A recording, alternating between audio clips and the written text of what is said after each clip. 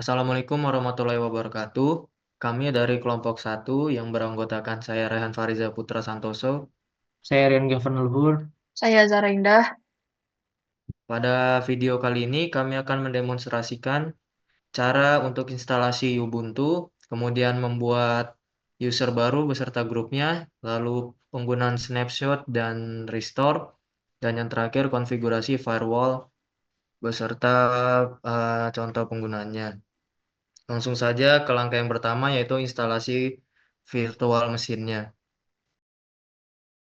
Untuk menginstalasi virtual mesinnya, langkah pertama yaitu kita cari di browser VirtualBox. Kita pilih yang ini, lalu pilih yang download, dan pilih yang Windows Host. Karena saya sudah ada aplikasinya atau setupnya, jadi langsung ke proses instalasinya saja. Oke, langsung saja kita buka VirtualBox-nya. Di sini next, kemudian accept, next lagi, dan pilih yes. Next, install. Tinggal ditunggu prosesnya hingga instalasinya selesai. Setelah selesai proses instalasinya, kita hilangkan saja tanda centangnya agar tidak langsung membuka VirtualBox-nya, lalu finish. Oke, berikutnya yaitu instalasi Linux Ubuntu-nya. Oke, selanjutnya kita lanjut ke proses instalasi Ubuntu. Kita cari dulu Ubuntu di Chrome atau dimanapun. Setelah itu, klik yang download Ubuntu Desktop. Setelah itu, klik yang download versi yang ini. Karena saya udah download, jadi langsung aja buka Oracle VirtualBox-nya. Setelah itu, klik yang new, namanya bebas, misal Ubuntu. Lalu, untuk hardware di sini setting ke saya ke 496. Untuk prosesornya, sini saya pakai 4. Untuk harddisknya di sini 20 aja. Setelah itu finish. Kita klik yang di storage ini, yang optical drive. Setelah itu kita pilih yang udah di-download tadi, Ubuntu. Lalu kita start.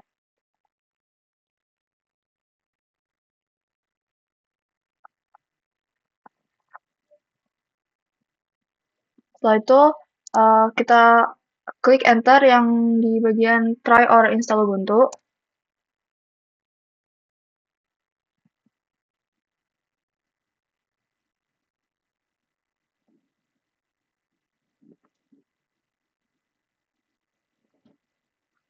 Nah, kalau tampilannya udah kayak gini, setelah itu kita klik yang install Ubuntu. Lalu kita pilih bahasa. Di sini saya pilih English. Setelah itu next aja. Next lagi. Ini yang ini. Next. Next. Next. Kita pilih yang extend. Setelah itu next.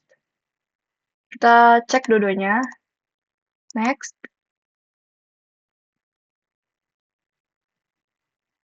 Next lagi. Create account. Di sini namanya bebas.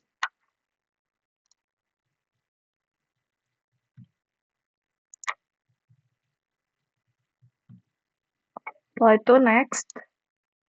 Next lagi. Install. Lalu kita tunggu aja.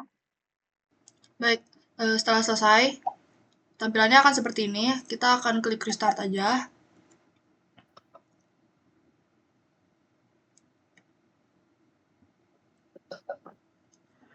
Oke, setelah itu kita uncheck yang di bagian device, optical drive. Oh, udah di-uncheck. Di sininya kalau misalnya tadinya masih dicek, di-uncheck aja. Tujuannya biar gak keinstall lagi, biar gak nunggu lama kayak tadi lagi.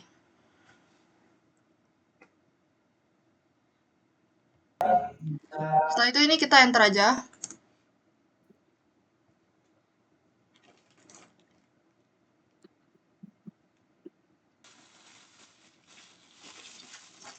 Nah, setelah itu kita klik yang ini, usernya, ketik password.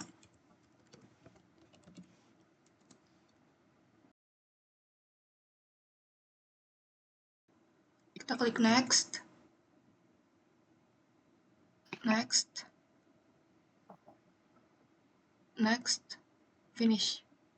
Selesai. Oke, jadi untuk yang langkah berikutnya yaitu menambahkan user. Caranya itu adalah sudo user. Nah, terus di sini nama usernya terserah namanya apa, karena di sini tugas kelompok, jadi saya menamainya masing-masing user dengan nama-nama anggota kelompok saya.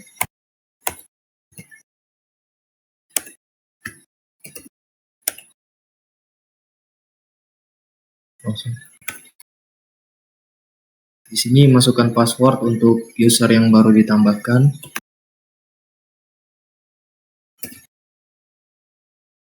Isikan nama lengkapnya.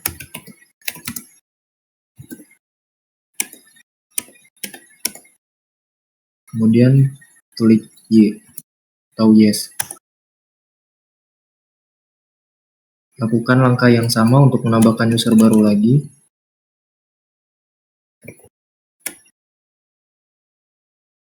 Kemudian masukkan password baru untuk user tersebut.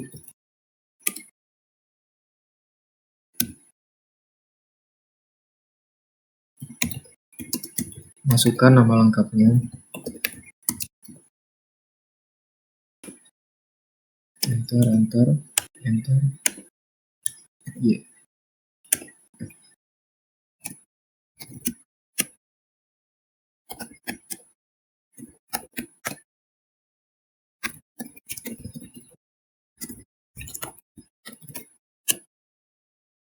Ini untuk room number, work phone, home phone, dan others bisa di skip aja, nggak apa-apa, nggak ngaruh. Setelah selesai dibikin usernya, kemudian kita bikin grupnya, yaitu sudo group add. Kemudian berikan nama grup yang diinginkan. Kemudian kita ingin memasukkan user-user yang telah kita tambahkan ke dalam grup yang baru ini. Itu dengan cara sudo usermod. Ini A ini maksudnya untuk meng-append user-user itu, jadi bisa masuk grup ini tanpa harus keluar dari grup-grup yang ada sebelumnya. Kemudian G ini sebagai penanda untuk grup. Kemudian grup. Kemudian masukin nama user yang ingin dimasukkan ke dalam grupnya. Lakukan hal yang sama.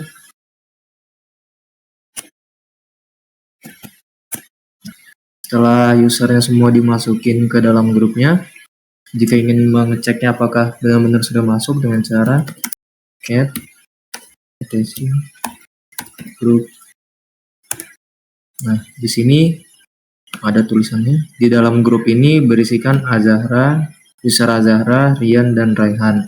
Ya, untuk langkah selanjutnya yaitu kita bikin directory dulu untuk si grup ini, yang dimana nanti kita ingin uji coba itu dengan cara sudo mkdir home. Nama direktorinya apa?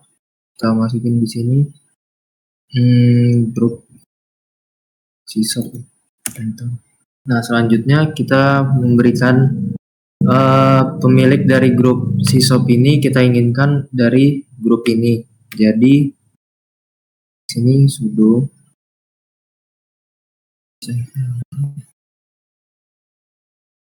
Nah, karena kita ingin pemilik dari direktori grup sisop ini adalah dari si grup ini, maka di sini tulisannya grup grup sisop.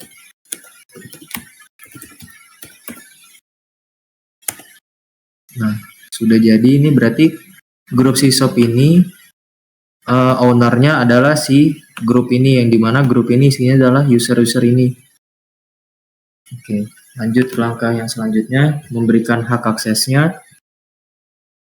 itu sudah chmod 774, dimana 7 ini untuk dari usernya, yaitu bisa melakukan read, write, dan execute.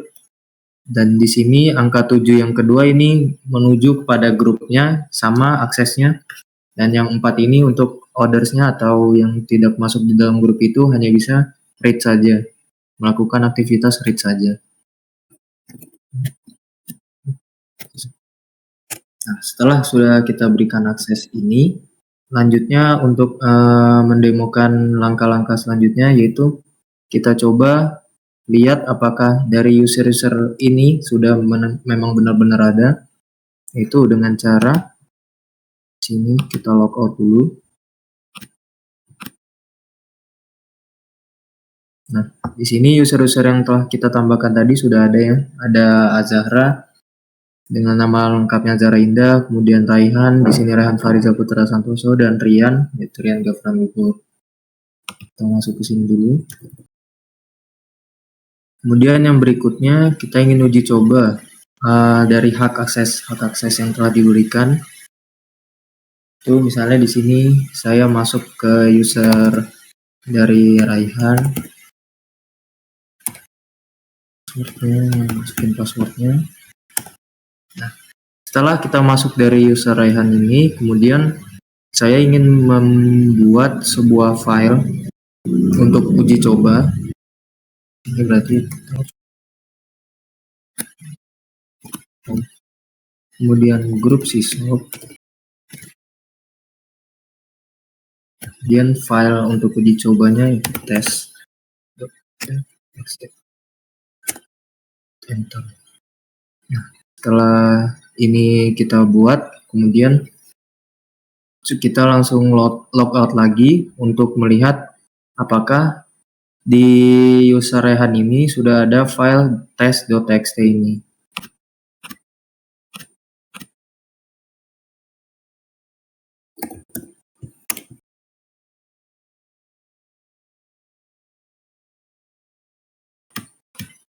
Kita coba lihat di file.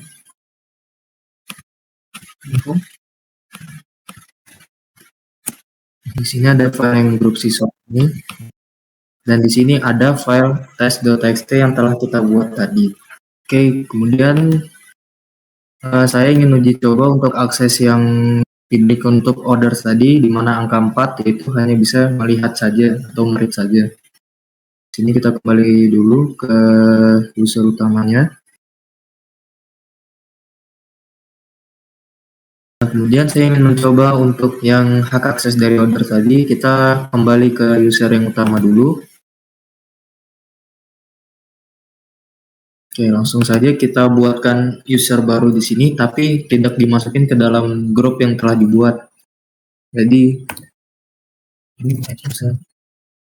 di sini misalnya namanya anomali.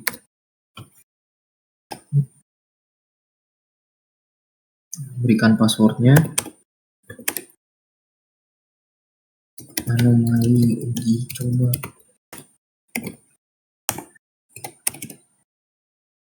Yes. Nah, kita sudah bikin user baru untuk anomali ini. Kemudian kita coba hak aksesnya apakah bisa. Ya, kita logout terlebih dahulu, lalu masuk ke user yang telah dibuat tadi. Nah, kemudian kita masuk ke user yang dibuat uji coba tadi, yang dimana dia nggak masuk ke grup, berarti harusnya aksesnya mendapatkan yang cuman akses 4 doang atau read saja. Oke, langsung saja kita coba di terminal. Kita masukin dia ke home dulu. Terus cd ke grup sysop.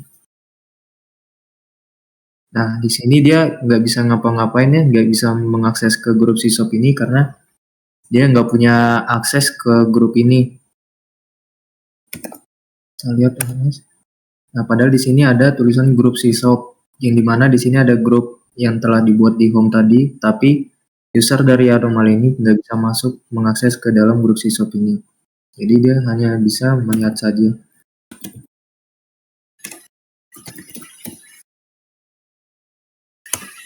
Nah, jadi dia hanya bisa ngelihat begini. Apa sih grup Sysop itu? Nah, grup Sysop ini ada direktori yang ada di home, tapi dia nggak bisa mengakses dari grup Sysop ini. Oke, kemudian lanjut ke langkah yang berikutnya. Oke, baik. Selanjutnya yaitu ke penggunaan snapshot. Baik. Jadi snapshot itu kan dia itu ngeduplikat data. Jadi dia bisa buat nge-backup. Jadi di sini saya kasih contoh dulu. Kita masuk ke Ubuntu dulu.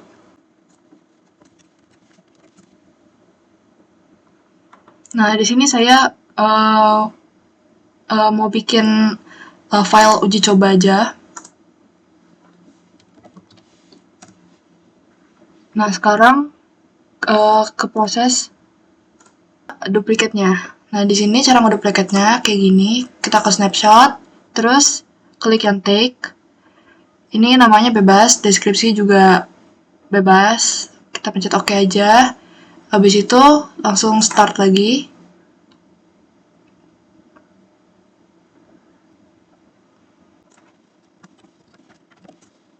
Nah, misalnya file yang tadi ini kan karena kita udah backup, kita hapus aja.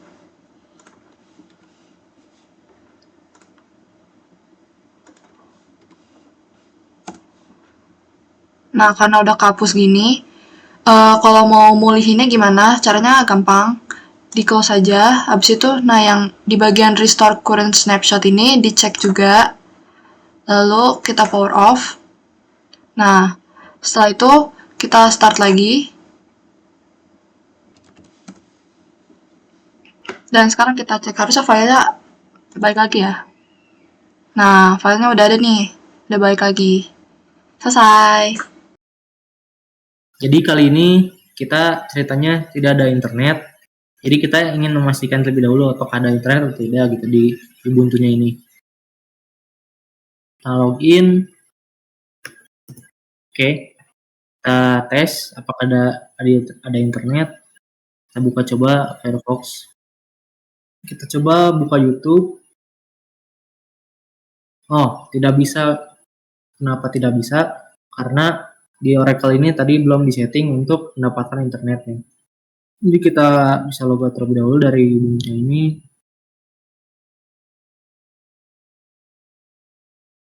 Nah, di sini cara kita pasang internetnya ini dengan setting, lalu ke network, lalu kita nyalakan ini enable network adapter. Nah, di sini NAT, oke. Dan di sini oke. Nah, sekarang kita pastikan seharusnya udah ada internet. Sekarang kita coba buka Mozilla Firefox-nya lagi. Kita coba buka YouTube. Nah, sudah bisa ini. Coba kita klik untuk menonton videonya, apakah bisa. Coba kita menonton Upin Ipin.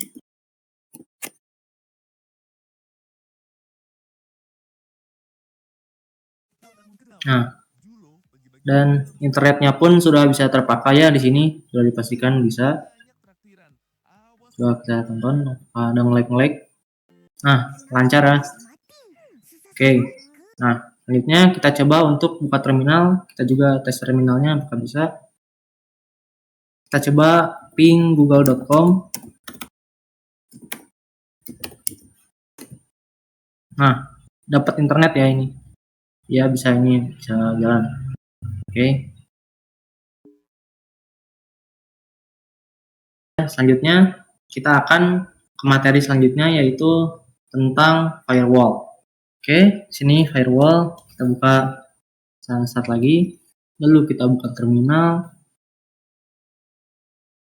Nah, di sini kita install terlebih dahulu si firewallnya dengan sintaksnya itu sudo apt install wfw. Passwordnya ini 123. Nah, selanjutnya ini kita enable terlebih dahulu si firewallnya dengan sintaks yaitu sudo wfw enable. Oke, sudah diaktifkan si firewallnya. Selanjutnya kita lihat statusnya.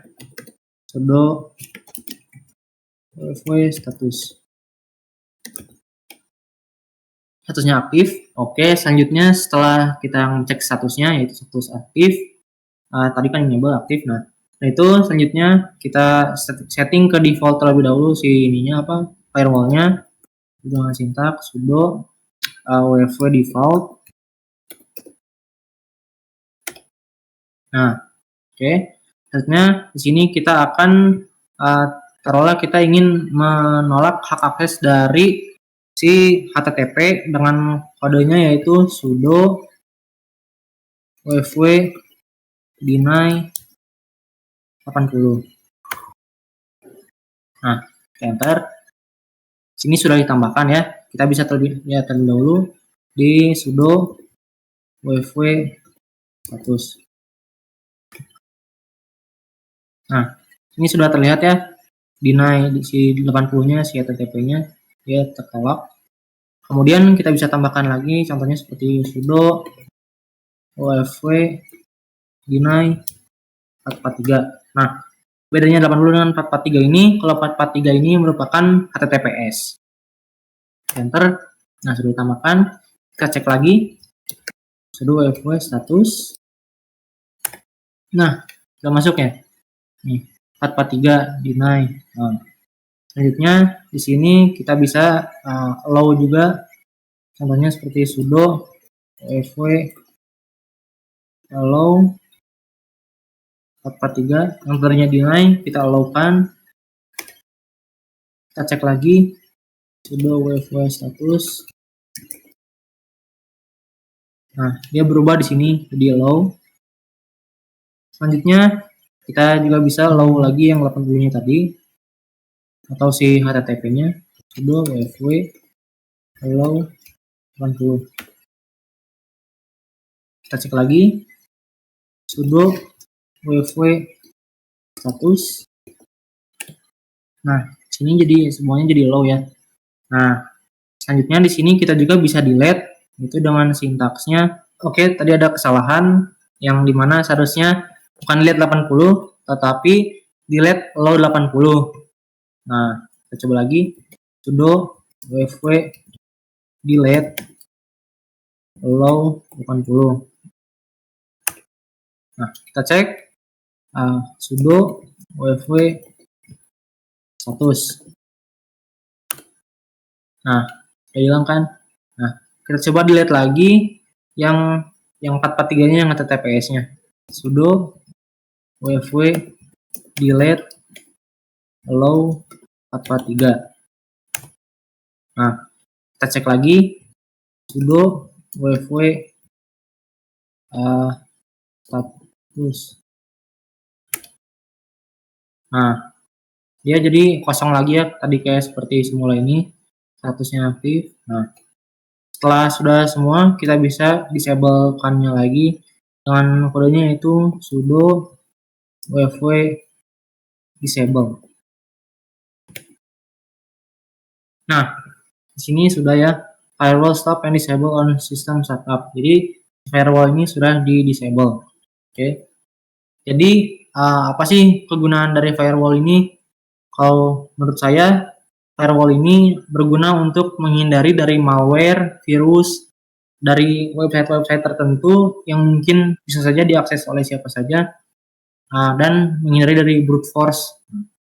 Oke, sekian dari kelompok kami. Wassalamualaikum warahmatullahi wabarakatuh.